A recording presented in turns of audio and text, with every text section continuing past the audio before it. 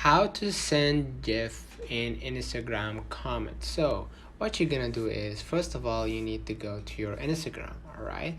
And next step, you will just go ahead to the comment section, and as you can see right here next to the comment, you will see the GIF section right here, and you can add any GIF you want, and it will be sent to that person.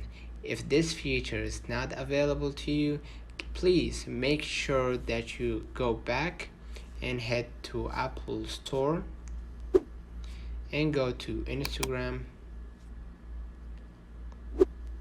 and next step, you will just make sure that Instagram app is fully updated to the last version, so you can get all the features in the new latest contents. Other than that, you will have difficulties in terms of slowness, and maybe you will not get all the features that you need for Instagram. Let me know in the comments if this video helped you. Don't forget to like and subscribe, turn on the notification bell to receive every video we upload. Thank you for watching. See you in the next one.